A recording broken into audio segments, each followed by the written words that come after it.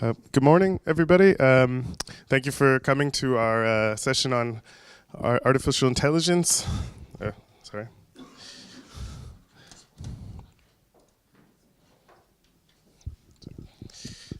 So yes, welcome again to the MCAA annual conference. This is the second day, and I just want to welcome you to our session, Artificial Intelligence, We Will Fall in Love. I hope nobody was scared away by the title, and I'm happy because the people who came here were specifically not scared away by the title. So I'm curious to know later on what you expected, but I hope you appreciate the program we have. So we will start off with two talks, one by Stephanie Cox from the Austrian Parliament and by Clemens Wassner from Inlight AI and AI Austria. And we'll follow up with a panel discussion. We have two additional speakers, Georg Langs from Medical University of Vienna and Stavros Skouros from MCAA, and also Pampo Faber University, University of Bergen, and Eigenstruct. And you might have been in his talk yesterday on Project Consensus. So I just want to make one quick housekeeping note or two. One, we have a video that we're making for this. So all of the speakers, please use the microphone when you're talking, and please hold it up to your mouth, or use the headset. So, okay, without further ado, please, Stephanie Cox. Thank you. Good morning, everyone. I already saw someone walking in with no voice. I was there at the dinner yesterday. I can imagine. I'm amazed that people, like the amount of people showed up, because it looked like a big party. So I'm happy you had a lot to celebrate. My name is Stephanie Cox. I'm, as the slide, actually I'm from the Austrian, not parliament, but I'm from the parliament. So I'm member of parliament. So when people see me, they're like, oh, you're a member of parliament? Like when I tried to, the last time I entered the US, they were like, you can't be member of parliament. And I'm like, why? You're too young. And I'm like, this is the problem we have. Because I believe that's the reason why I moved into politics. Because I believe not only, especially young females, but I think young people not only need a seat at the table, we need a voice at the table. And this is so important on the policy level. And Matthew also asked me, so I'm going to have a couple of minutes of telling you how I ended up in parliament, how I ended up in politics, because my background is actually not politics and not policy. And so I'm going to give you a quick glimpse how I ended up having to tell people when I travel why it's okay that we have young females in parliament. What's my story? And what you learn in politics is also to speak without slides. So you're going to have without slides. So I'm going to just walk around and I'm going to tell my stories and what I have to say on artificial intelligence and what I believe on a policy level, what has to change and what we need in Austria and on a European level. As I said, Stephanie Cox, I just turned 30. So what did I do in my 20s? 10 years ago, so I'm actually half Aussie. I was born in Sydney. I grew up in nearby Vienna. And at the beginning of my 20s, we were a group of people, and we figured out that if you want to start something in a digital way or online, you are going to have troubles in Austria. They're going to send you somewhere. People should advise you who actually have no clue about it. So what we figured out is we need to find an ecosystem. So who has heard of the Pioneers Festival? Has somebody heard of it? Yeah. So I was there in the beginning. So what happened? We figured out there was not enough money. So if you wanted to get an investment, you had to move to Berlin, you had to go to London, you had to go to the US. So we said, okay, how can we solve that? Then we figured out that when you want to start something, it was really hard to find co-founders and people who said, oh, let's jump in and start something. Because the Austrian mentality is more like, okay, let's stay on the safe side. Oh, I think this is too risky. Let's not go there. So we figured out there's something there's a need in change of mentality. And the third point was there was no ecosystem. There was no one, like if you needed a network, if you needed people advice, knowledge transfer. So this is how we started 10 years ago, and this is where I come from. So you can imagine it was like Woodstock. We thought we were amazing and we had things figured out, and everyone else thought we were crazy. So from this Woodstock age, I moved into like startups, technology, and because I think we have a lot of, who's in science? Like science background, yeah. Who has worked in policy? Okay. Something else, like what's other fields? Law, okay. Any other fields?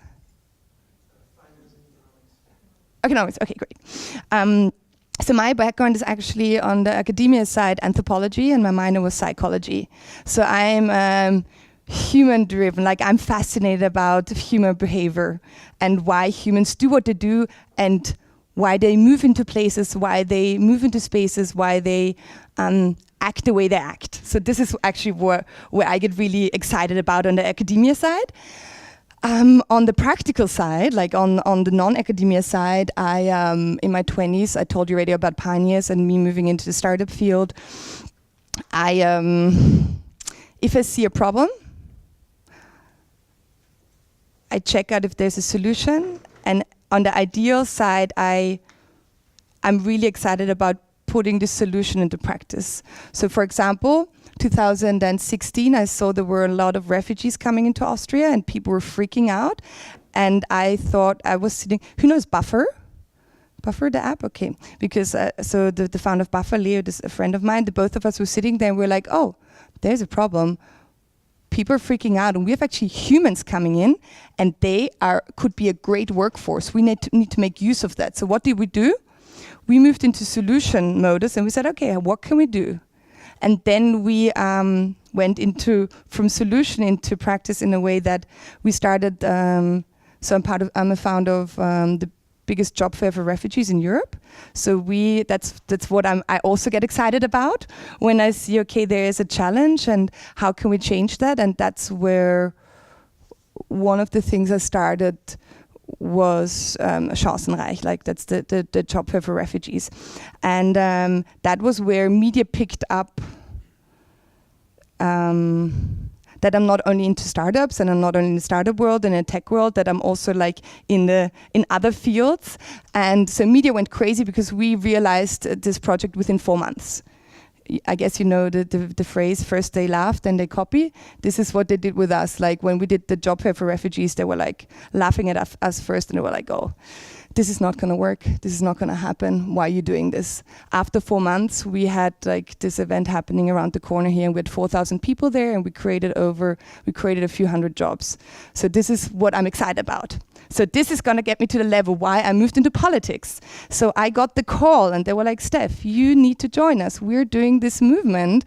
And I was like, no, why should I move into politics? Like this is a field dominated by white old men. There's not a lot of knowledge about the future, in my opinion, when it comes to the digital age and what really my generation needs. So I was like, I'd rather stay outside of politics, do my thing, have the impact I believe I can have. I had 6 days to decide. I don't know if you've been in a situation where you have to decide quickly and it's a really painful decision. And you can believe me, on the con side, I had a lot of reasons why not to move in politics. And number one was, if as a 28-year-old I'm gonna make it into parliament, a lot of people are gonna turn away, and a lot of people are gonna put me in a box, and I have to stay in this box forever. And after a couple of days, and a lot of crying, I figured out 3 reasons why I moved into politics, and then we're going to go into the digital topic. Number one, I imagined that in 10 years, I don't have kids, but if I'm going to have kids, and also if I'm going to talk to myself in 10 years, and I look back and somebody will ask me, did you have the opportunity to change something? Did you have the opportunity, you saw the right-wing movement going on, could you have changed something? And I would have to say yes, but I was too cool. I didn't want to, like, it was too exhausting, too challenging, too scary to move into politics. And me picturing myself in future, I just didn't want this picture to happen. Because if you look back into history, what happens? Most people who have seen, for example, the Holocaust happen, if you ask them what they would have done differently, most of the people say, oh, I saw something was going on, and if I could turn back the time, I would have changed something. I would have done something. So this was where I decided I don't want to have to tell myself that.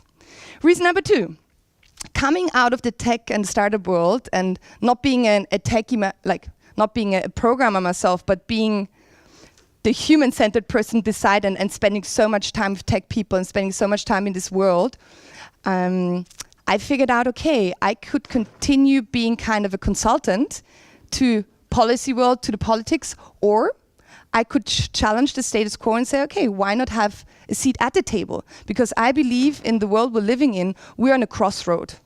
We're on a crossroad when it comes to data, when it comes to data policy, when it comes to artificial intelligence, when it comes to robotic, when it comes to what responsibility politics have to give a framework. It's a crazy responsibility, and I believe on political level, on a policy level, this is the time where we can create, and we need to create a lot, especially my generation. So this was the second reason why I was like, oh, I think I need to do this. And number 3, as a young woman, I believe, I was like, okay, what can I lose? What's the worst scenario? And I was like, if I'm not gonna make it, I at least hopefully inspired or helped 10, 15,000, I don't know, a couple of 10,000 young people to take action, to go into a field they maybe don't have a lot of knowledge of, but with their background can still have an impact. So that was my decision. So I ended up running. 4 months later, I found myself giving my first speech in Parliament on the first day, on my inauguration day. And people were shocked because they assumed, okay, good, she made it into Parliament, fair enough. But giving a speech on a first day, people were like, okay, she's there to stay seated in the last, as a young woman, because in traditional parties, this is what's happening. This is what happens. A lot of young people come in, but they have to work their way up. So for them to speak, it takes a while. So this is, I'm in the opposition right now. And so I gave my first speech about digitalization. I talked about, okay, where is this world going to lead? Why I believe we need cooperation in Parliament, we need knowledge transfer, and especially we need to look into the future and see what steps do we need to take right now. So this journey has been exciting. So moving on from I've been in Parliament now for over a year, and what has happened?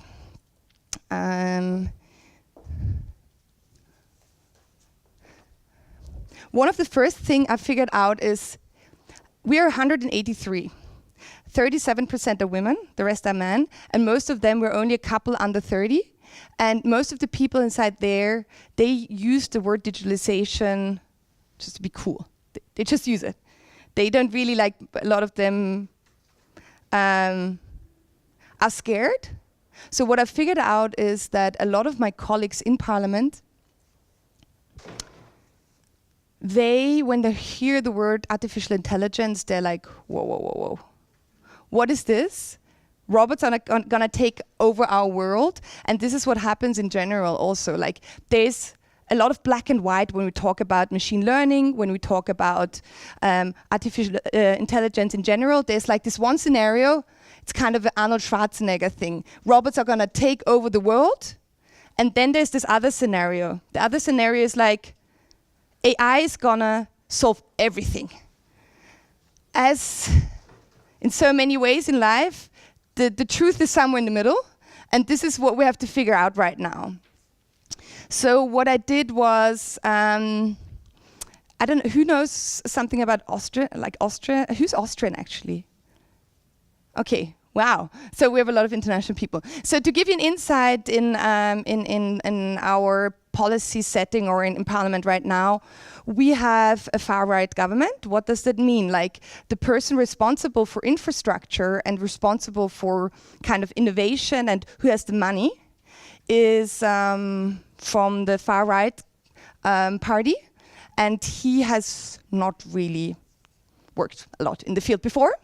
And then we have a lady, Mrs. Schramberg, and she's really trying hard, and I really appreciate her drive, but the money is still with Mr. Hofer, who doesn't really come from the field. And so both of them are trying hard right now. I have to give them props that they're trying, but in my opinion, they're not trying hard enough and they're not quick enough. So what did we do? So this is a paper I wrote with my team, not only a paper, so we decided how can we push from the opposition side the government to take action. Because if you look on the Austrian side, we, in my opinion, in Austria, we need to invest a lot more money in artificial intelligence when it comes to education. We need experts. And we actually don't until now. And right now we have a guy, wait, I'm gonna just take my notes for a second. So we have a professor called Mr. Hochreitner. He's an expert in this field. And right now he actually started an institute. He got a funding of 2.5 million to start an Institute of Advanced Research in AI. So this is a kind of like, things are happening in 2019. And right now he's gonna start kind of a study where you can go into artificial intelligence. Half a year ago, there was nothing going on. Mr. Hofer was telling me, oh yeah, we're thinking about it. So my team and I, we wrote this paper with saying, okay, we want more investment. I believe in artificial intelligence. We need science, society, politics, and also economics. Like we need the companies working together. This is the magic circle. I don't believe that only research has to know about where we're heading. I believe that we need politics and the people who are making policy to understand where we're heading. And so we said, okay, one of the things I wrote about was we need a center of excellences. We need centers where students, where we give students the credits, but on the other hand, we have really centers where all these stakeholders come together. Half a year ago, this was not really, a little bit more, half a year ago, this was unthinkable because people are like, whoa, whoa, whoa, wait a moment. Number 3, I believe the level of data, we all know artificial, like when we go to machine learning, there's data needed. So what happens? Where do we get the data from? Like on a policy level, if you look who has not only heard, but who's been into like algorithmic bias? Have you heard about? Oh, yeah. Okay, algorithmic bias, what does this mean? We have a lot of bias going on in our society. When we feed the machines, when we feed the computers with the data, with the bias we're having already in society, what will happen? It will even get stronger, or it's more difficult, and I think we're going to discuss this in the panel later on. So one of the biggest challenges and one of the biggest things I think about is what decisions do we need to take on a policy level to make not only people aware, but to fight against this bias we're already having in society, and through AI is going to even get stronger. So this is something I really think we on a policy level need to think about, algorithmic bias. What do we need to think about as well is that there are a lot of questions. People are scared outside. I believe, like on a policy level, on a politic level, we are kind of dolmetschers of this century. We need to take the responsibility to make people understand where this can lead, about the challenges and also the possibilities. So the challenges are on the one hand that what happens with the data? Do we need a new digital identity? Where does it have to be decentralized, centralized? Like there are a lot of questions, but society, if I talk with people about 5G, they're scared. If I talk with people about what's happening with data, they're even more scared. If you talk with them about artificial intelligence, they don't want to hear. this is the moment where they run. So I think on a policy level, I think we need to learn to take them with us on this journey. And I think this is not happening right now. In Canada, for example, they're trying it there. In Montreal, for example, there are some examples. And what's happening on the EU level, on a policy level, is a great next step, that the Commission realized that we not only have to take these topics, that we have to take stakeholders. So I think there's a movement going on. In Austria, I think we still need to take a leap. In the meantime, we have a kind of advisory board, a robotics and AI advisory board in Austria. So I believe that's a great thing, that we have people, experts coming together. But still, I miss the link to society. I miss the link to people who have no clue what's going on, because if you look into AI, this is going to affect their jobs. This is going to affect, in a positive and also in a positive way, their health, their future health. Look at, I know a couple of law firms who are using AI already to check NDAs. So we're going into a field right now. This is not only a world we're talking about, which is going to be the future. This is happening right now. And believe me, most of my colleagues, they don't know the difference between AI and actually machine learning. Isn't this like, and this scares me sometimes. This is really, really scary sometimes, when I'm like, okay, these are the people who actually create the laws around this. So what is the EU doing right now? Horizon 2020, I guess most of people heard about that. The Commission is increasing its annual investment in AI by 70%. So this is a great way to see, okay, on the European level, there are things happening. Right now, they're really trying to connect the AI centers all over Europe, because there's a lot going on in every country. I guess most of you know, like in France, Macron announced they're going to invest 1.5 billion.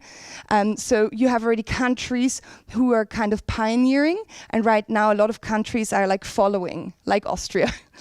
And so we're seeing the investment going, but right now we need a European solution. I believe we need to really see, okay, how can we work here together? Because these are big questions we're talking about. This is labor. This is security. This is health. So I believe we need a European solution. So my dream would be that we really work here together, and the European Union is moving forward.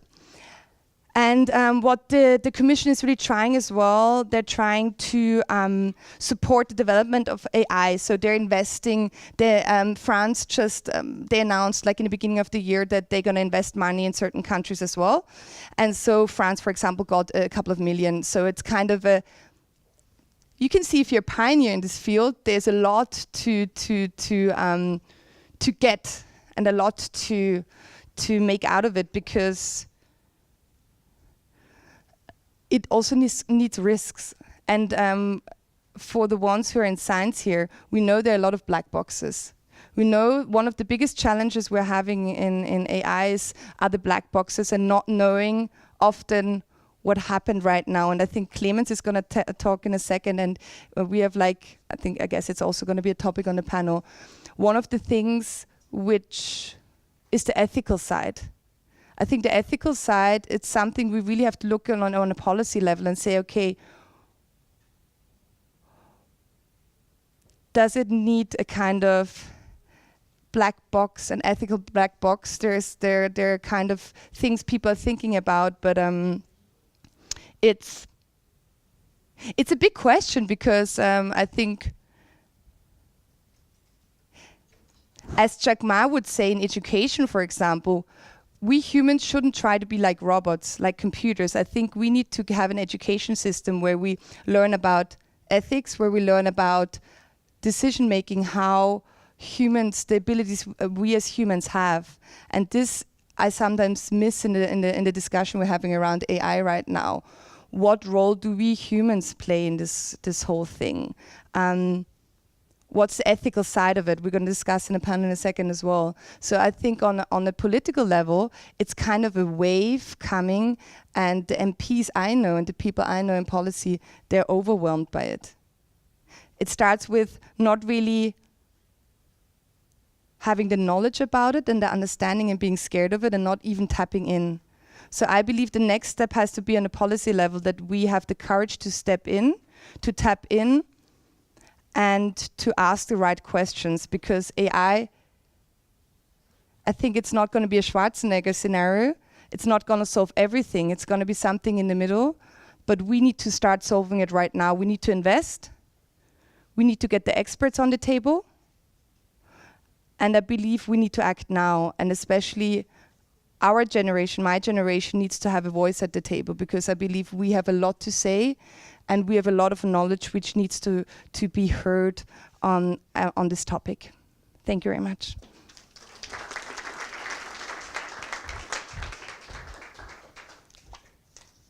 Thank you very much. Thank you, Stephanie. And we will have a session later, and a lot of things to think about with this topic. So now I'd like to introduce Clemens Wasser to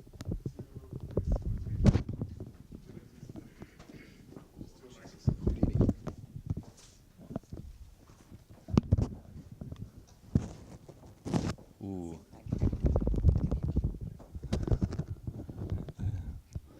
Yeah.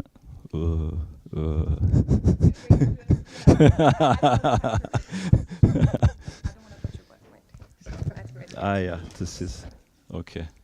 Cool. Beam me up, Scotty. So, this one I have to change, I suppose. Ja. Warte, ich muss einmal Escape drücken.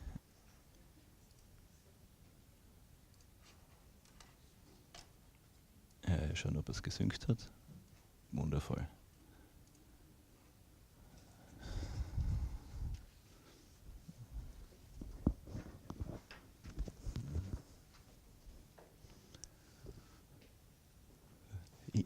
Intro.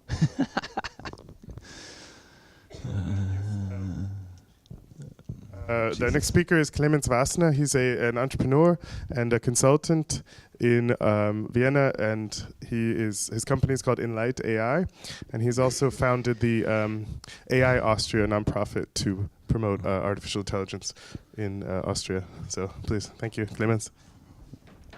So yeah, thank you very much. Good morning, everyone. I would like to use the next 20-25 minutes, if I'm not running late, to give you a brief overview why AI is a topic, then bring up some myths that are surrounding the topic of artificial intelligence, and last but not least, give you a glimpse of what's happening in Austria outside of politics and parliament. So yeah, as Matthew already said, my background in a nutshell, actually I did computer science and Japanese when I was still in Vienna. Even graduated from here in Japanese studies. Then afterwards, as I like to say, I switched to the dark side of the force, wearing a suit, because I really wanted to work in Asia upon graduation, and the only way to do this was to wear a suit and join management consulting. So I spent 10 years in, for those of you that can't see, this is Beijing and Tokyo. And I returned to Austria like 3 years ago, 2.5 years ago, and founded my own company in the field of AI. And the reason why I show this slide is not so much to put you to sleep again at 9:30, but it's more to give you an idea what was the initial starting point for me to start an NGO. Because the time I was in Asia, it was especially in 2014 and 15, was when AI really became a topic again in the public discourse. So I remember in 2014, Google showed the self-driving car. For those of you that don't remember, it's the one that looks like an egg. This was headline news in Japan. But it was not like in Austria, or let's say in Western media, where the discussion was like, oh, it's so cool, we have self-driving cars, I can make a Instagram selfie and I don't have to drive anymore. But in Asia, it was rather from the policy level and also from the impact on society and industry. So in Japan, this created a huge U-turn. So just a visible ways. You could see Toyota was in talks to buy Boston Dynamics. These are these creepy dog robots. They opened the Silicon Valley Research Center for AI, and Japan implemented its own AI policy for the next 10 years. 1 year later, China had the same thing. China was even more ambitious. China said in 2016, in their 5-year plan, that they want to be the last country where so-called skilled manufacturing is moved. For those of you that don't know, skilled manufacturing is, for example, if you create everything related to the manufacturing of semiconductors, aircrafts, biotech. So everything that is, let's say, more difficult than garments and clothes. And again, China committed 15 billion to the development to fulfill this goal. So you could think there is some drive behind it. So when I came back to Austria in 2016, I was expecting a similar discussion to take place, but in fact, it didn't. It was so extreme that I couldn't even find a single quote from an Austrian businessman or politician, that was before Stephanie's time, by the way, on the topic of AI. It was just non-existent. And this was then the driving force to kickstart AI Austria, and to this I will tell you later a bit more. So, is it working? Yeah, it's working. So, since this is, I think most of you are researchers except for one lawyer.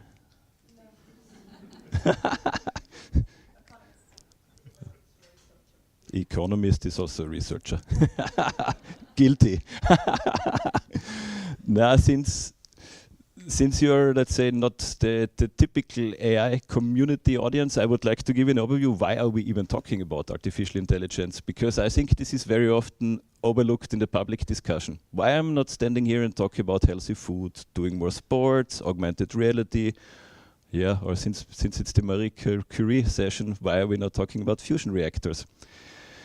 You might have noticed that basically everybody is talking about the technology these days, without exception. Doesn't matter if it's Democrat, autocrat, free speech advocate, or even businessman paying his taxes. All of them are jumping on the AI train.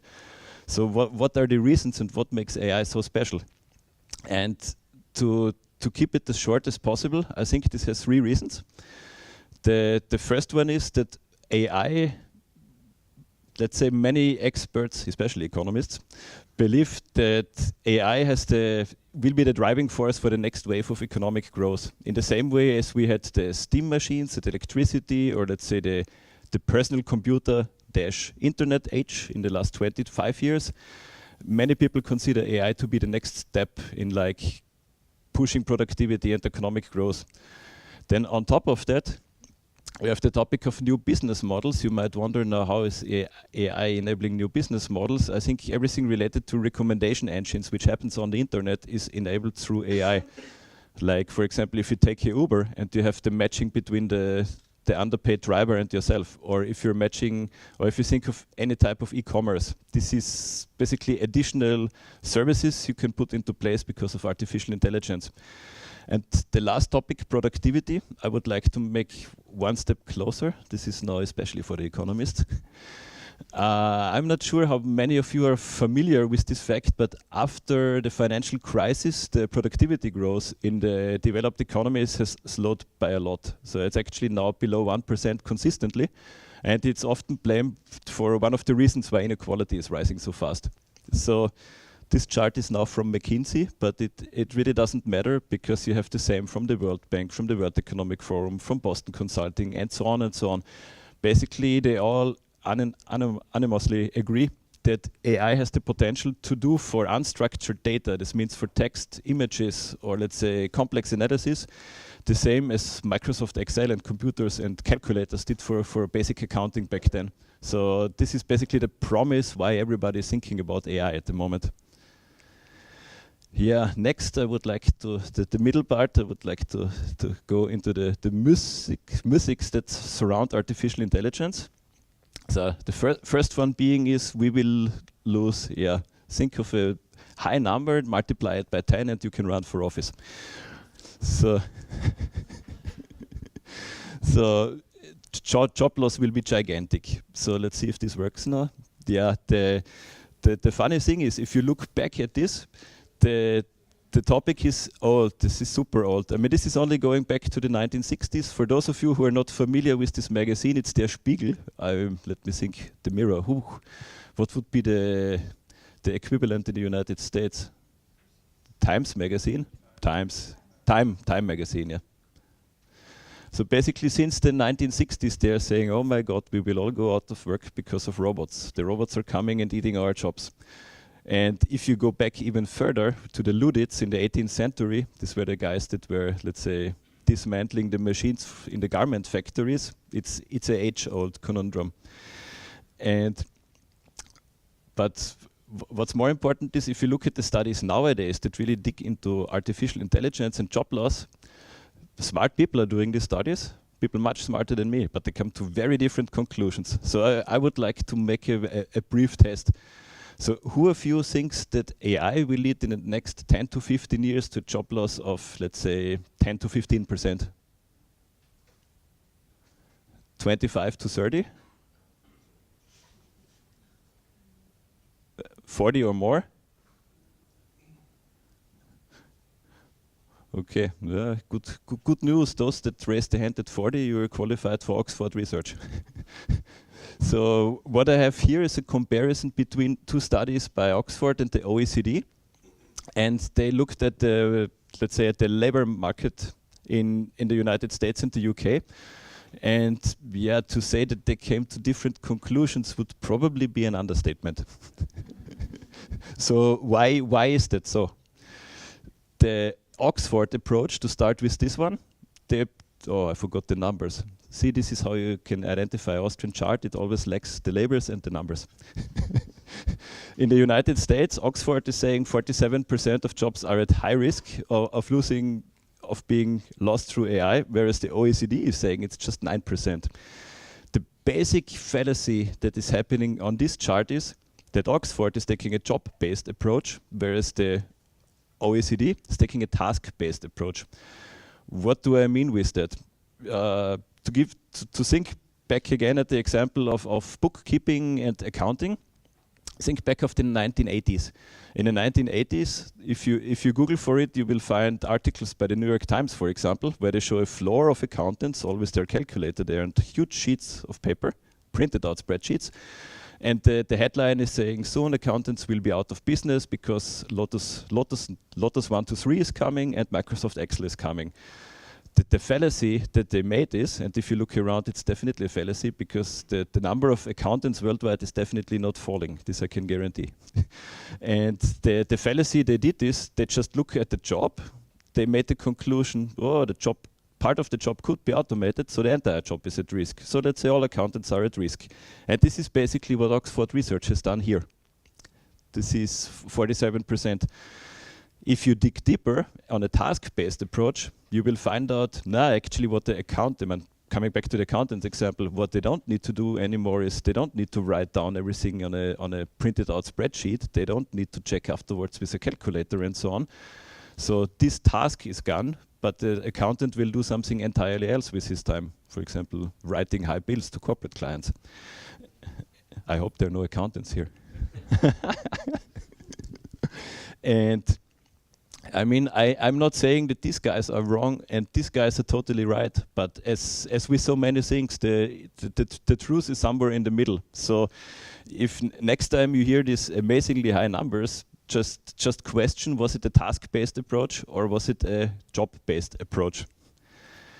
Next, only low-skilled jobs will be affected. This is good because now we have the opposite of a low-skilled audience. And there are many ways how you could approach this problem. I find this, that's like the theory, of course, the theoretical background. I don't know who of you knows Mr. Moravec. He made the paradox, actually what he's saying, that contrary to our belief, it's amazingly difficult to teach computers or to make computers able to do things that are actually very easy for humans. I mean, for those of you who have kids, to build a Lego and afterwards create something entirely new with it and then use it as a weapon to beat dead. This is this type of creativity that for humans comes just naturally. You don't need the master plan and you don't need to build 1 million Legos to build 1,000,001 Lego hammer. Humans can do that. For machines, incredibly difficult. On the other hand, since we had the law example here today, to check thousands of contracts and then find out, oh, this is violating ISO 27001, and oh, but this one is going along but needs adaptation. This is very difficult for humans to do, but for a machine it's a completely no-brainer job, because if you have enough training data, the machine will just recognize the patterns and point out, ooh, that's bad, or ooh, that's good.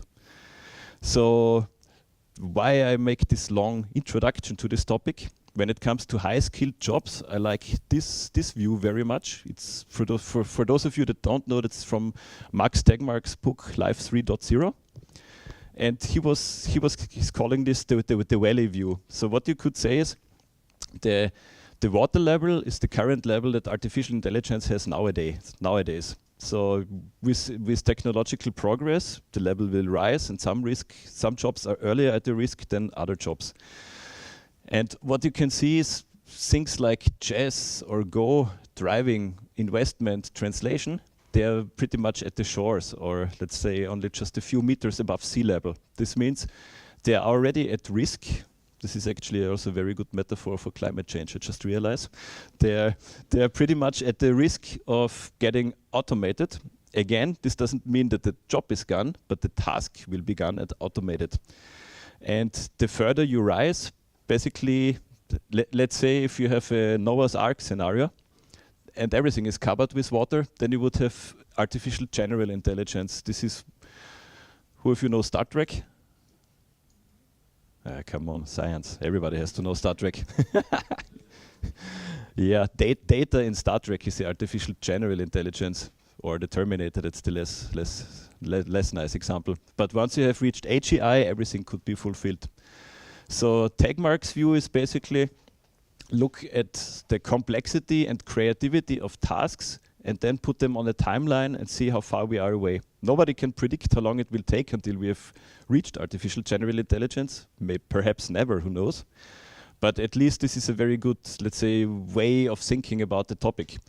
The second one, which I equally like, is not, let's say, if this one is saying what could be handled by artificial intelligence in the future, then this one is saying what should be handled by artificial general AI in the future. Yeah, so those good abbreviations. I love them. And this one here is from Kai-Fu Lee. I'm not sure who of you is familiar with him. He just recently wrote a book. It's called AI Superpowers, which is a rather flashy title. But he was one of the pioneers of language and natural language processing with artificial intelligence in the 90s already. He made, for example, the first dictation systems in the macOS he made. Then he became the first head of Google in China for a couple of years. And then he founded his own investment fund. So he has a very good view of the different, let's say, approaches in Europe, China and Asia towards artificial intelligence and where it is applied. And the framework he is laying out in his book is basically putting everything on two axles. Yeah, see, these are labeled. He's not the Austrian. And he's saying, you basically can say, if a task is rather aiming for optimization or for creativity or strategy, so basically here is my son beating me with a hammer, here's, let's say, translation.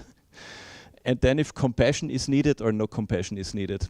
And his basic thinking goes that if it's in the lower left corner, that compassion is not needed and it's just the optimization task, it's basically a no-brainer that you do this with computers, because how to say it, you can improve so many things immediately if there's, for example, no waiting time at customer support anymore. This is for me a very logical example.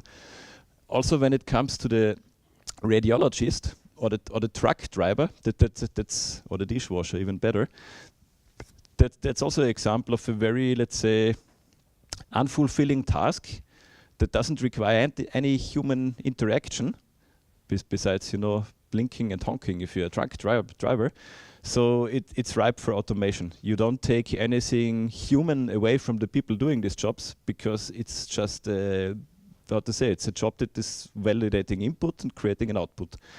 Where it gets more interesting is that he's saying in these corners, like we have mixture of compassion and optimization, or here creativity but no compassion, that here we will see a symbiosis between AI systems and AI, between humans and AI systems. And depending like who on the task of or let's say who are the customers or in the field you're working in, it's either the humans will take the lead or the machines will take the lead.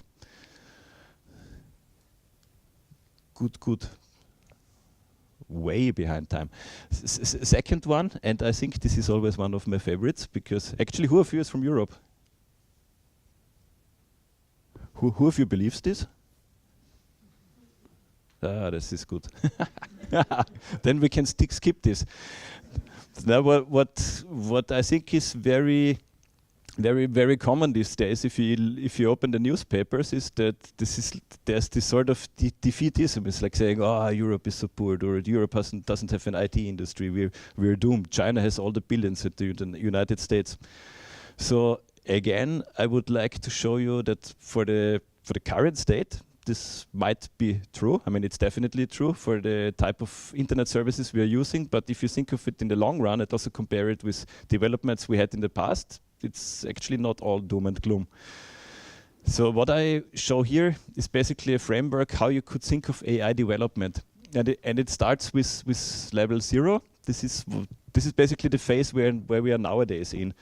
If any of you interacts with artificial intelligence nowadays, it's in 99% of the cases, it has to do with the internet. That's why this phase is also called internet artificial intelligence. It's about collecting data, huge loads of data, and then afterwards, for example, give you a better routing if you're using Google Maps, or do a better translation because all this internet data is available, I don't know, from English to Chinese and backwards. Or recommendation systems from Amazon. Who doesn't love it? But actually, this is just one stage in development, because it's all very concentrated, and depending how you count it, it's around 5 to 7 players worldwide that play this game. But the whole economy doesn't only consist of this, although it's a large chunk.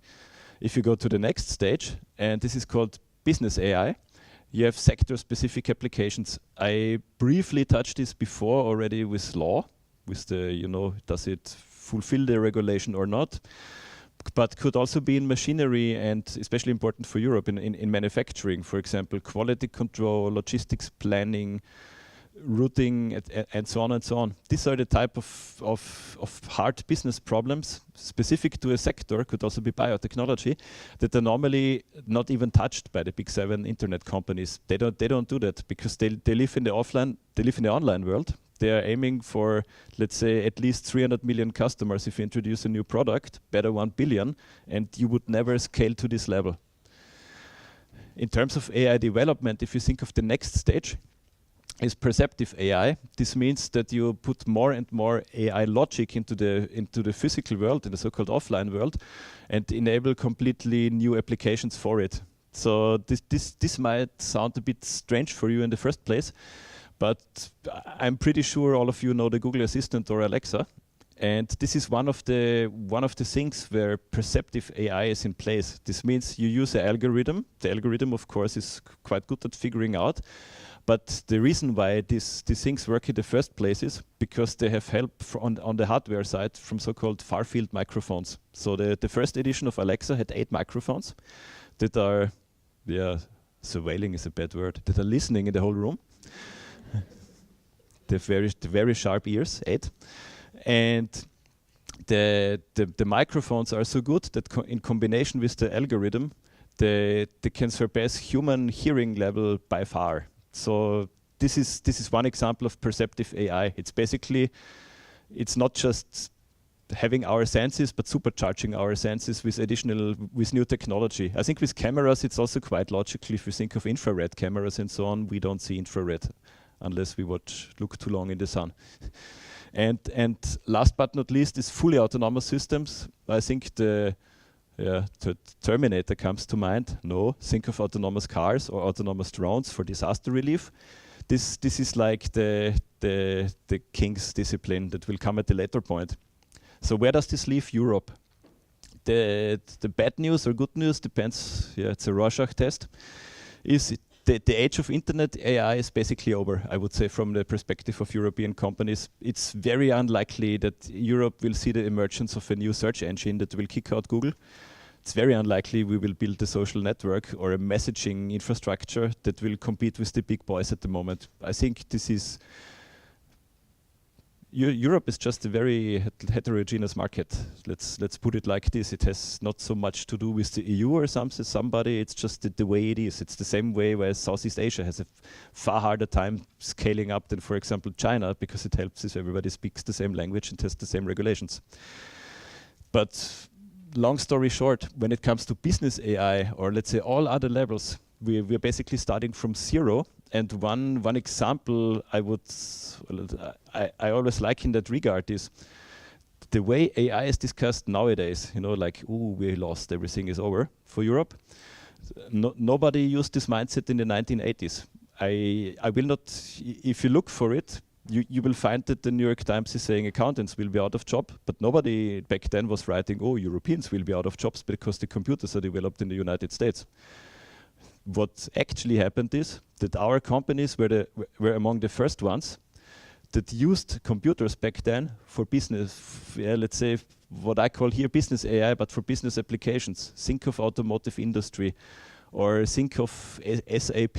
SAP didn't invent relational databases, but SAP said, yeah, let's build something on top of it. Being Germans, that was like being process-driven and organizing the world. But the same is true for artificial intelligence. There's absolutely no reason why Europe should play, let's say, the second or third fiddle in this whole race. It just means getting priorities right. And yeah, last but not least, AI in Austria. Yeah, actually, sorry, I wanted to input a picture of the Sound of Music because this is probably even more famous than Chaos from the outside perception, but this has to suffice. I think when talking about self-defeatism, Europe might be good, but Austria are world champions. So here, here you see a quote from an Austrian composer. Yeah, this speaks for itself. Yeah, and the funny thing is you don't run out of these quotes in Austria. For example, there was a very famous Austrian chancellor, I think in the 70s. His name was Bruno Kreisky. He was the guy where we have the United Nations in Vienna, and he was saying, if you have visions in Austria, you need to see a doctor. So this is the mindset,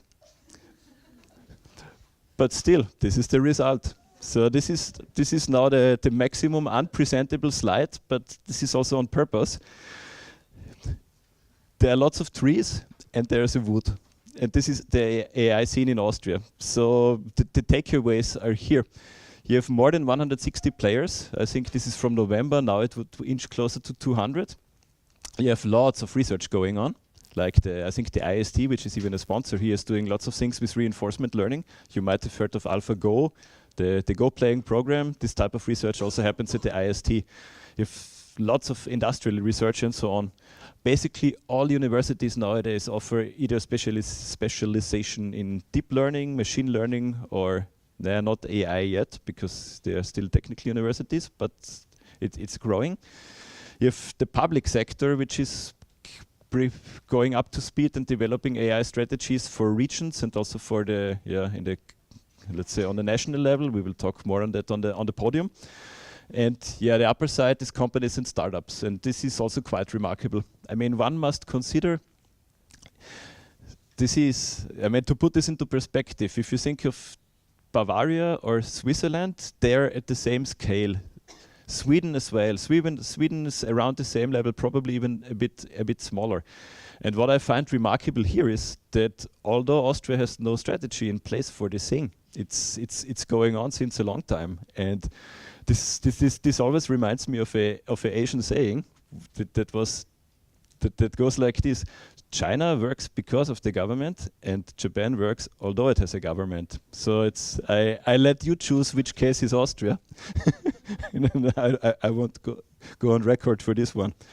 But long story short, not everything is doom and gloom. We have companies competing on a global levels, and when it comes to industrial applications, or let's say sector-specific applications like agriculture, automotive, industry and robotics, the companies are even acting on a global level. For example, Amazon has a research center in Graz for autonomous drone research, and they don't do this to make a headquarter here and collect tax money. No, they do this because the researchers are here.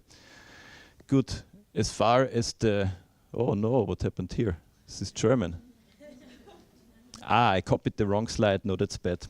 No, then I have to translate by myself. I just wanted to use the last 2 minutes to talk about our NGO. As you might have experienced during this talk, or you might have a hunch that the AI was not so prevalent in the last recent years. So let's say our orange friend from the United States would say the mission of AI Austria is to make Austrian AI great again. That's a noble goal. It's strictly non-profit. Our aim is basically, let's say, as they say, talking is silver, pictures are gold. These are the projects we kicked off already. It's basically that the most important part is awareness building. I think that's also what Stephanie pointed out at the beginning. It doesn't help if the nerds with glasses and let's say and backpacks think, oh, AI is cool, because you will win them over anyway. The same is for the industry, because if the industry sees a benefit driven by the charts from McKinsey I've seen before, of course they will go for it. But I think it's very important that the society gets an understanding what we are discussing. That at the moment we are not discussing killer robots, but we definitely have to put some practices in place like ethics and so on. And in order to have a quality discussion for this topic, you need to involve as many people as possible. Doesn't help if some people in the Ivy Tower think like, oh, this is how AI should work, but I don't talk with the people that are affected by it. So what we are doing is currently, for example, we have a roadshow through all 9 provinces where we talk with SMEs and let's say ordinary citizens who want to participate in the topic, and this gives us the opportunity to really reach thousands of people and interact with them, show them what could be done, what are the risks and what we need to be aware of. We're also doing for high schools an AI and ethics lecture that will be a video shown in all Austrian high schools, thanks to another acronym company that I don't mention because I don't make advertisements, but they are supporting us with this one. And yeah, oh my God, this is written wrong. PUP. Yeah, that should be people. And yeah, too many things to count. It's basically, it's a very Austrian thing. Most of these people 1 year ago didn't know that the others even exist. And one of the big things we have achieved so far is that the people know each other, that they meet, that they make initiatives on a local level together, that they share experiences, or if they apply for Horizon 2020 programs and similar things together. So I think this is already moving, not fast, but steady. Yeah, that's it from my side. Thanks a lot.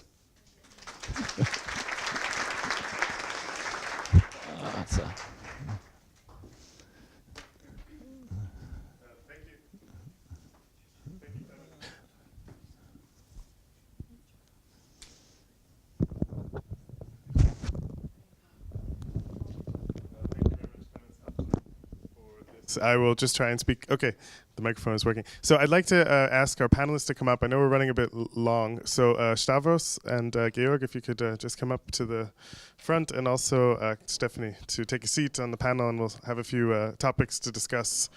I just want to give Georg Langs the opportunity to quickly present himself. Okay.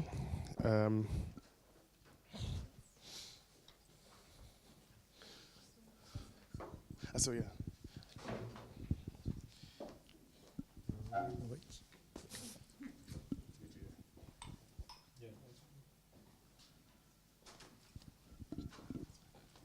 Okay, so thanks a lot for the invitation, Matt. And Matt asked me to briefly give you an idea about what we are doing. So my name is Georg Langs.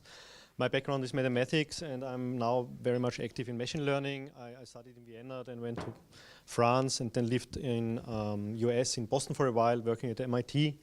And now I'm at the Medical University in Vienna, where we are a lab at the biomedical imaging department, and we are developing machine learning methodology at the interface between machine learning, artificial intelligence, and precision medicine.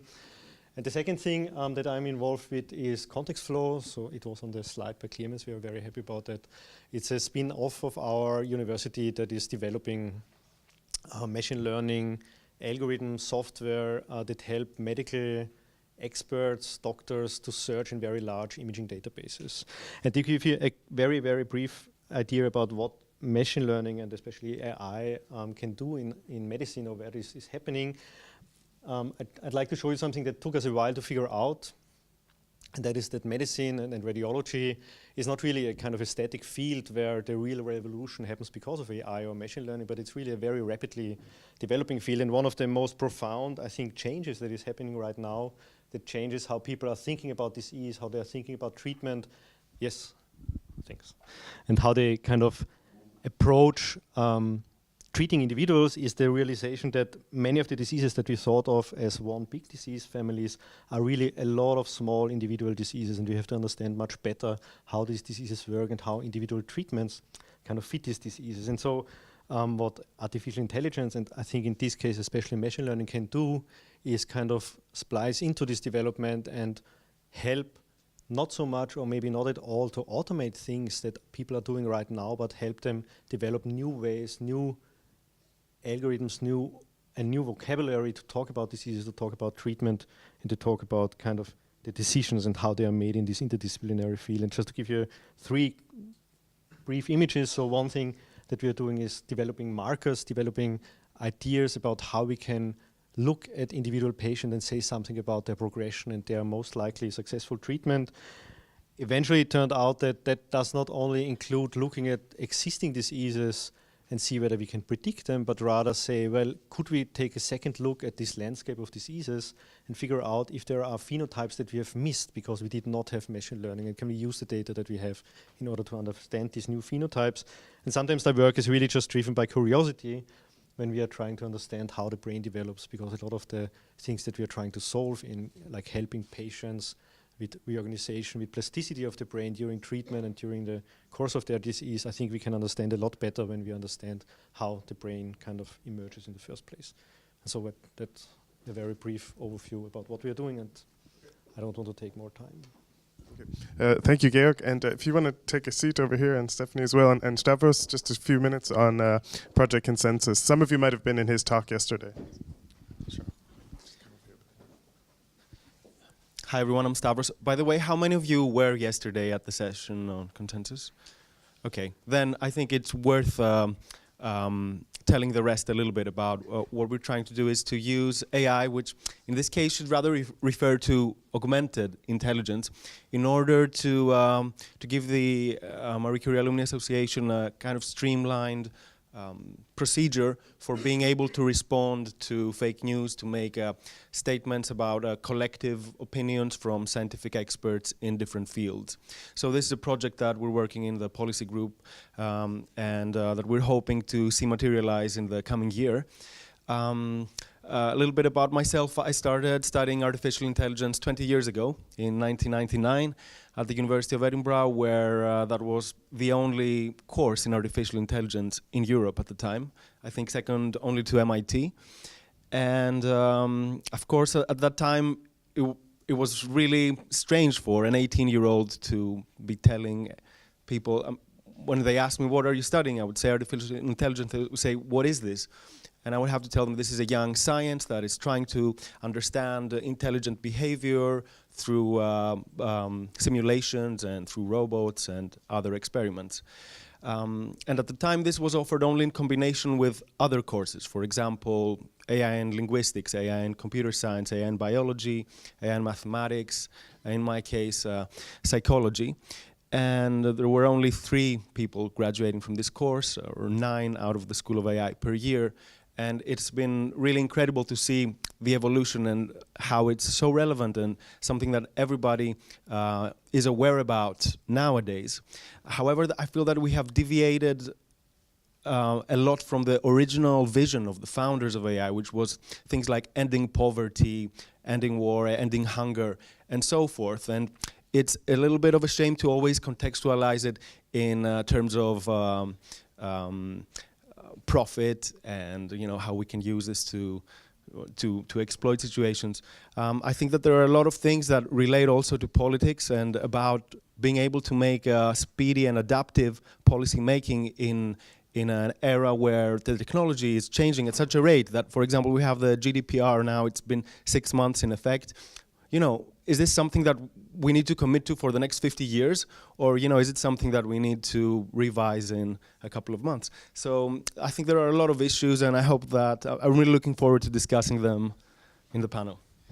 Okay, thank you very much, Stavros. Thank you, everybody. I'll just put up a quick slide about the topics here we'd like to talk about. I gave these to the presenters ahead of time to think about, and want to try and stay on topic. So very quickly, my volunteer, because we only have one microphone, I'm going to ask people who have questions, if we have time for questions. We're going to do a bit of running back and forth. But for now, let me just start. The three things in terms of AI, and as I said before, we will fall in love. How do we learn to love, maybe not love, but accept into our lives artificial intelligence, into our society? And some of the topics here exactly hit on these things like medicine, policy, social interactions, business, these different stakeholders. So the three topics I was really thinking of, you know, AI and critical decision making. Clemens made a really good point about this. It's not just about automating low-level tasks, but how do we use AI to make big decisions? For instance, hiring decisions, policy decisions, legal decisions in law. We shouldn't discount the fact that in law, this is extremely important. How do we determine what the optimum sentencing is in a criminal case, for instance, based on the people involved? AI for the people, how we use AI for democratization, to reduce prejudice. We talk about bias in algorithms. Well, if we know the problem is there, how do we fix it? And ethics-driven AI, I think that's a big topic. And finally, AI for our well-being. So in terms of medicine, mental health. We saw yesterday at the gala dinner a video on a project about Alzheimer's disease and how we're using AI and robotics to interact with Alzheimer's patients and improve their care and quality of life. I don't think that we have enough humans on Earth to do that, but if we have intelligent machines to do that, this is a benefit. And also psychological safety in the workplace, understanding when people need help. And AI is a companion, and you can think of that as you want, but the practical reality is we will someday use AI for companionship in different ways. So yes, that's the general framework here. So I guess I just want to start with a general question for the panel. And actually, it's hard to formulate this question. But you talk about AI and how it affects society in terms of the benefit. How do we as scientists and researchers focus our efforts, especially in artificial intelligence, even if not in how artificial intelligence has an impact on people and society, and how do we convince stakeholders, business funding agencies or funders to fund the research we want to do and make sure that the impacts are not about profit, but also about how society is improved. So I guess I have to stand behind you.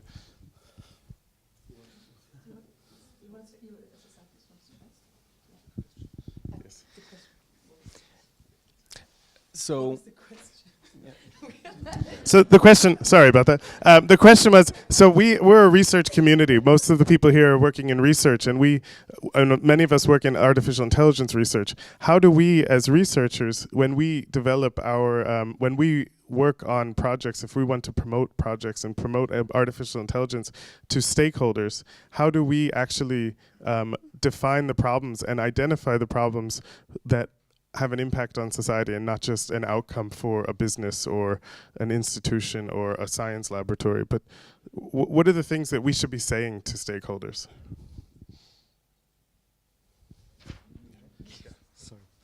Yeah, so I think that's a good question, of course. I think I have two thoughts. Like, one is that maybe we shouldn't really say something to stakeholders, but really ask them what they need. And I think, like from my experience, which comes really from medicine, is that it's not at all clear which task should be taken over by AI. And it's not that you ask them and they say, well, these are 3 things we would like to have automated, come back to us in half a year with the solved problem.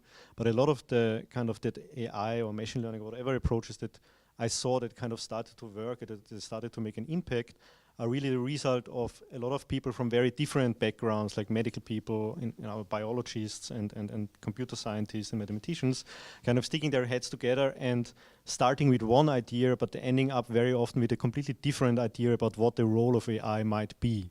So I think in order to solve that kind of problem of where is the place for AI in particular fields, I think that's a process that has to involve people from the affected fields and has to kind of involve the realization that all of these fields change, and not only because of AI, like all of them are pretty rapidly kind of developing, and they have new ways to do things, new processes, new way of thinking about problems, and AI is just one part of that. And so I think like involving them is not a matter of making them feel happy and making them feel comfortable with AI, but really making AI work in a context, because without that you will just do something that will be maybe completely irrelevant because it kind of was developed on the side of the real problem.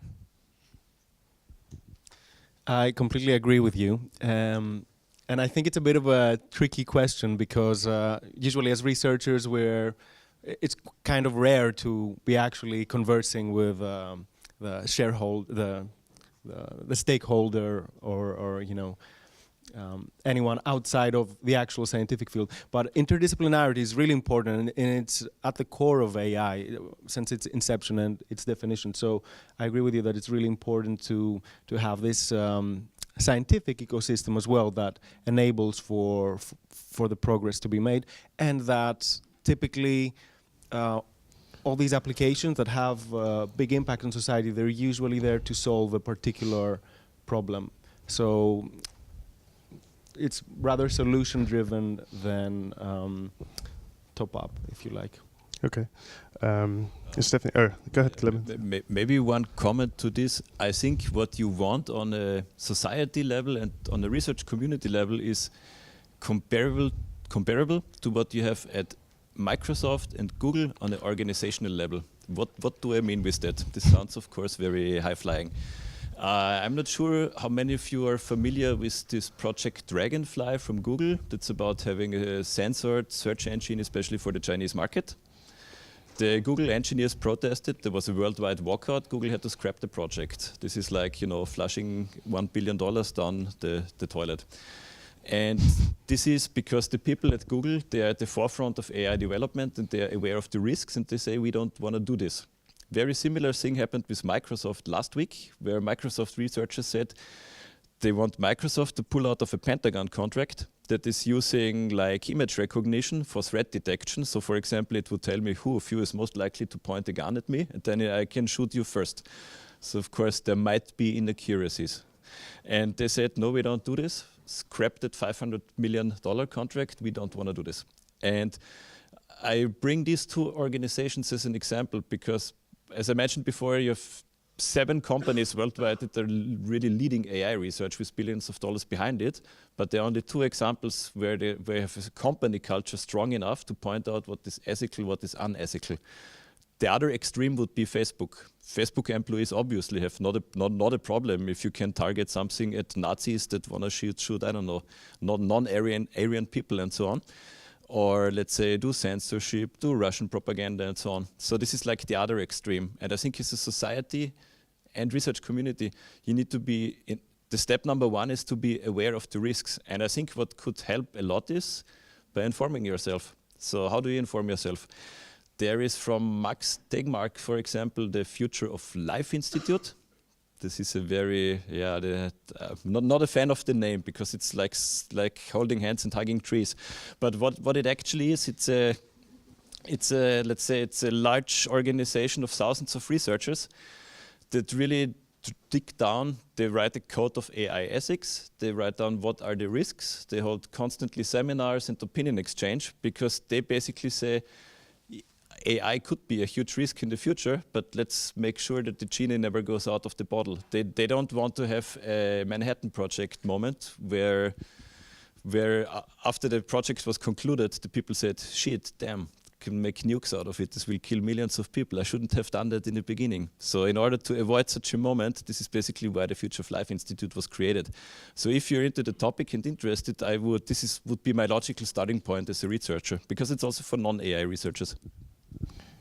Okay, thank you very much. Actually, this something I wanted to ask Stephanie specifically in terms of in policy making, and you actually kind of are trying to force this issue, exactly what Clemens says about thinking now about what the impacts in the future are. And also coming back to the idea of China, I think if everybody has been following what's going on in China, they're implementing a system of social credits where they monitor your activities and they reward people who behave in a social manner that promotes a better society according to the government's definition, and penalizes people. So if you cross the street the wrong way, you get a penalty. So I think the general consensus in the West, maybe in Europe, is that we're pretty freaked out about this. But do we really know what the true opinion is in China? What do they think? And coming back to this question, if the future of life decides that this is the way to go, is this okay? How do we make that decision? And how do we, who decides actually? This came up yesterday, I think, as well. On a really personal level, thinking about it freaks me out. Like thinking from me as a human, and I'm a human as all of you in the room, it freaks me out. On a policy level, on a level of people I'm surrounded with, what sometimes shocks me is when we're talking about the GDPR, when we're talking about data, when we're talking about what's the difference between having data which is anonymous and then pseudonymized. What's the word we were discussing? What's the word for it? Pseudonymized. Yeah. So the thing is that there is not a lot of understanding outside there. What does it mean? What does it mean if I type in my data? It's only one data set. So a lot of people out there believe if I type in one data set, it's fine, it's on one platform. If I type in a data set in another platform, this has nothing to do with each other. But there's not a lot of understanding what is if we, in a couple of years or now, put this data set together, that we have machines in the background which can do that, you have a whole data set of your own. Companies and machines know a lot about you, and there's not this understanding outside there. And that is sometimes shocking when I talk with people about data security. They're like, "Come on, I have nothing to hide. It's okay." And that's where I sometimes. It's really hard for me to respond, because then I want to respect the person and say, okay, if you make the choice to put your data out there, yes, it is your choice, but the problem is between choice and not being aware. Is this then a choice if you don't know that what happens with your data in the background? So talking about China, I think maybe Clemens can, he's been more in this, it's also a cultural thing. Me being half Australian, for example, I have different understanding of certain things as well. So I think we're talking about a country with a total different cultural structure, with a total different education system, with different political systems. So I think there's a different understanding of freedom. There's a different understanding of individualism, being an individual, because they don't think in the way we Westerners think as being individuals. They're part of it's a pluralism, it's a part of a society. So I think talking and judging that in a sense is sometimes really difficult. But on the other hand, talking about Austria and talking about where we're heading in this direction, it's shocking because people don't reflect a lot about who sees them, who has my data, and what's going to happen in a couple of years. So I think we need more education on that sense. To even have the discussion where we're moving. I understand, but maybe what I'm trying to ask is, as you said, it's a cultural thing, and if people are accepting of this, and there are many people who say, "Oh, I don't care what I put up online," or because I don't have anything to hide, and maybe even a generational thing. You said you just turned 30, but maybe the next generation really won't care, and this will be the norm. And is that something in terms of the future of life? At what point do we make that decision, or who makes the decision to say, well, that's inevitable, or that's the way we're going, we can't stop that? How do we, what is the thing we have to do to enable that to happen without loss of freedom or loss of, and it's a hard question to even understand, I think. So in my opinion, I think power to the people is number one. I believe in power to the people, but that in a way, when it comes to data, I think it's important to give a human the choice to decide who has my data and who hasn't. So I think this is a principal choice, but in the end, it's. But it's a lack of. When we look in the future, I can't look into the future in that sense. What I can do in a policy level, I think this is my responsibility and our responsibility to build a framework where you can choose. Right. And I think. But let me give you a counterexample, and it also relates to medicine, but also government. You talk about Austria and inefficiencies in culture. I know people who are handling refugee cases and helping them get settled in Austria, and they go to the administrative services and they have to submit this document and then that document, and then the service people say, oh, we didn't get that, and then they have to check and say, well, we gave it to you last week, and they have to show them proof, and they get really treated poorly. They get treated very poorly. And the same thing if you have to go to multiple doctors. You go to one doctor, and then they give you your results, and you have to go to the next doctor and show them those results. How would a person feel, especially somebody in a vulnerable situation, when they enter a country like Austria, which has some of the best social services of the world, and they show up at the MA35, the MA35, and they say, oh, hello, Mr. whatever your name is, Mr. Smith, yes, you were here last week, and we did all this, and now we need to do this. And suddenly, if you're right, the data is everywhere and it's shared, but it also means that people understand who you are and they know you. And maybe it's not about what we're sharing, but how we're using that to make people's lives and interactions with other people better. And maybe I asked the question to Georg because I wanted to ask this question specifically about medicine and data and radiology. You work a lot in radiology. So how is the medical field handling this? Because I think maybe privacy is one of the strongest issues in data privacy. And how do you think that clinicians' jobs will change in the future, and how will they improve the way they handle patients? I guess the first question is, do you think doctors are doing the best job they can today in handling patients? And do you think where can we go with AI to improve that? Yeah. But that's a question about AI, not about data sharing, right? So well, it's about how we use data to help improve patient outcomes, but also patient interactions. Yeah. So so I think like AI in medicine is based on the sensitive data of patients. So and there is a lot of awareness of that. And I think like our experience was that in many of the cases we have to ask the patients individually if they are prepared to give us the data in order to for us to do research or development or to do studies.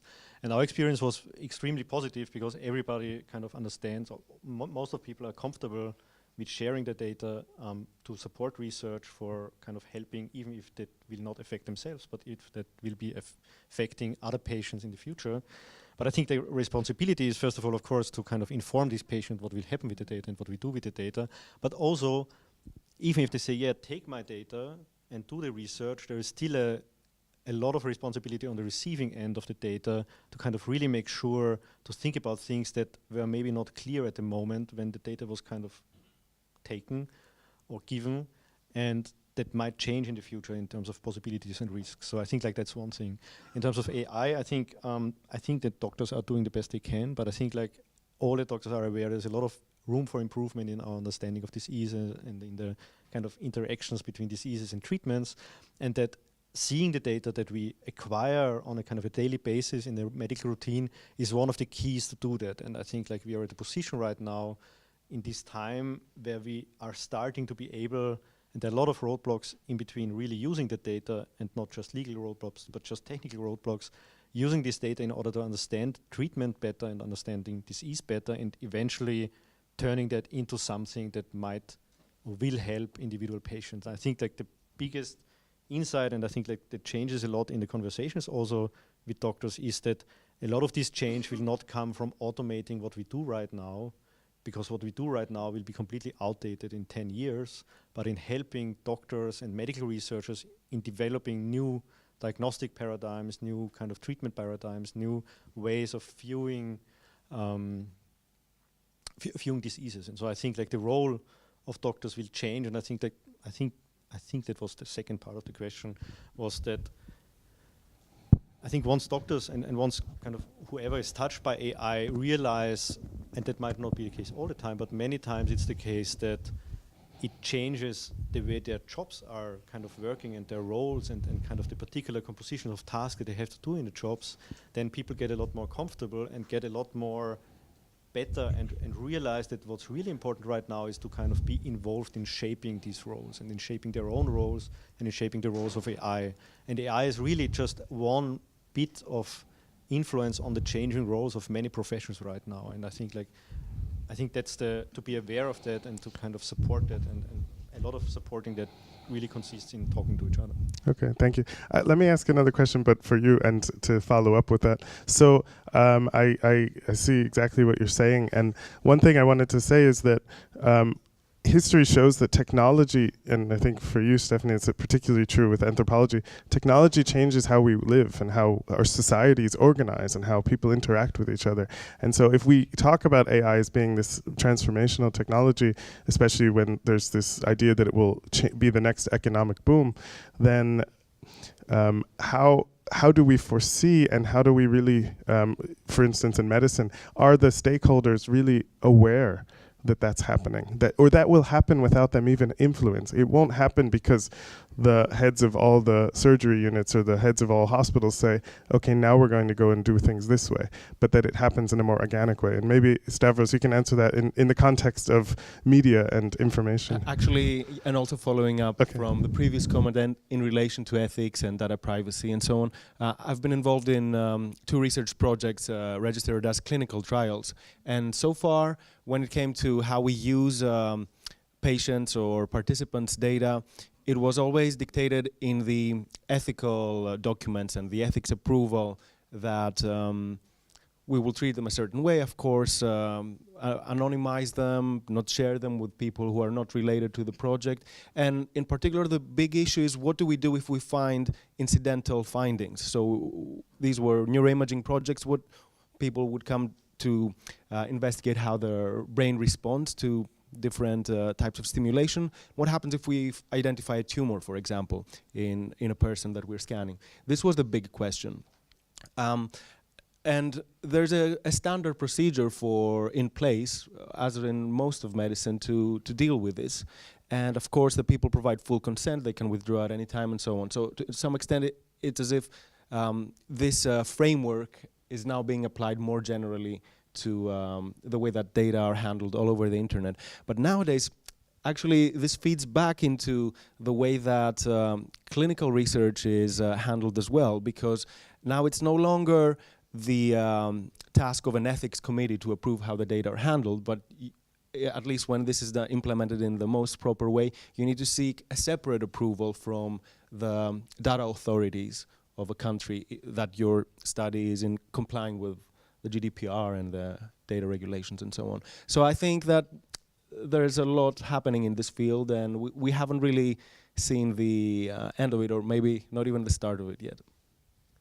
Okay, and so maybe in that context and what Clemens said about the future of life society, do you think that one of the responses or the answers to challenges with AI and data sharing and the mass amounts of personal data that is being collected by corporations and institutions is to have another authority, a future of life panel who are experts and who are chosen by society to monitor and manage? And is that practicable? Does that cross national lines? I think the GDPR is a good example of the first time that the EU is basically implementing a policy which affects the whole world. And will this and thinking about it also in a devil's advocate way, if the policy in China about social credits extends to the whole world, if your data is also collected there, when you show up for a meeting in Beijing, do they know, okay, we know who you are and we're going to tell you, or we're going to know if you're acting socially okay? So maybe Clemens, you can say something, and then Stephanie. I think the idea behind this, let's take Future of Life as an example, because this is the research community. It's a large community. The topic here is not so much to have a central authority, but to give something like, let's say, moral compass, guiding light. Let's call it a guiding light. What's okay and what should not be okay. And I think one of the main ideas behind this whole movement is to avoid the Manhattan Project moment, I would say. So, for example, if you think of nuclear fission, there were two ways how this could have played out if you turn back the clock 70 years. Either we would have used uranium and then later plutonium as we do nowadays, or we could have used thorium, because thorium is also decaying, can also produce heat, can be used in reactors. The reason, or one of the reasons why the decision fell for uranium was because uranium is also weapon grade ready. So of course there was a strong incentive from the military industrial complex and governments back then to say, let's go uranium. And the future of life direction is like saying if there is such a question in the future, we want to go either the thorium road and not the uranium road.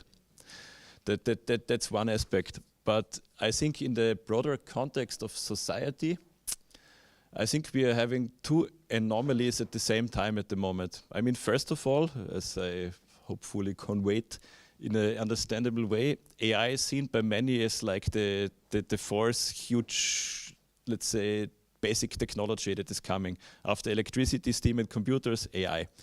So AI is happening now. And at the same time, you have a concentration of companies that hasn't existed since the 1850s. This is very abnormal. The power that Google and Facebook have is the best examples because they are monopolists in their field. The last time this was happening was in the age of the railroads in the United States, where the companies that made the railroads also could decide who is allowed to open a shop in the city at the railroad. And this is exactly what the App Store is about and so on. So there's no difference. And you now have two things coming together, and somehow people take it as granted that 7 companies should decide what's happening with AI. But this is a mixing up of two discussions, that you only have concentrated everything in 7 companies. Yeah, this is now 5 + 2. It's difficult with one hand.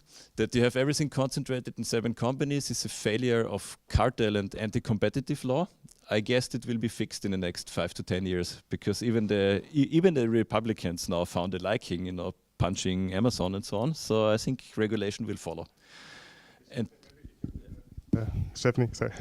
Two things, because I had a discussion with Gareth yesterday about the topic of the upload filter. I don't know if you're aware of the copyright discussion we're having on the EU level. I think this is something where we're looking into, because you're saying, okay, what's happening right now in the world, how is it going to affect us in future? I think, for example, this case, when it comes to copyright, when it comes to publishing houses right now, strengthening they're getting a lot more power, and kind of the freedom of the internet, in my opinion, is really challenged in that sense, that we're looking into decisions made right now which are going to affect us big time in future. Because this is going to affect every upload. This is going to affect what information are we going to see and what information we can share then online. So this is on the one hand what I'm really, I think what's a challenge we're having right now of big companies having powers, not only publishing houses, also Google, also like companies with more money, more data, are getting more and more powerful. And I think the question is then where's the power going to be in future, and how much power are you as an individual going to have when it comes down to your data and to your freedom. And the second point is Huawei. 5G is happening right now, is a global thing, and looking into the infrastructure, we're having big companies battling each other. And if you look at Huawei, for example, and China has a law implemented where they can get data of companies in their countries. And the question is right now, on the policy level, we have to make decisions. Which companies are we inviting inside? Which companies are going to have a foot in the door? Because if we invite them now, and this is, I don't want to do China bashing right now, it's the same with companies from America and other big corporates. The big question right now is who are we inviting in, because we can't get them out if we have them in. And that's, I think, the big, on the policy level, it's a crazy thing, because we're making decisions right now which are going to affect the kids of my kids and so on. And so it's not only about what are we sharing and how we're sharing, it's about who has the data and who has the power. And maybe I'll just finalize, because I know we're over time with that, because the thing you said before about who has the power, I mean, we want to have the power, and individuals, and as you said, the reason you got into politics was because you saw that it has to be, somebody has to speak, and to kind of talk about the Manhattan Project, it's easy to look back and say, we should have done it differently, but it's better to do it at that time and actually say, we're doing it now.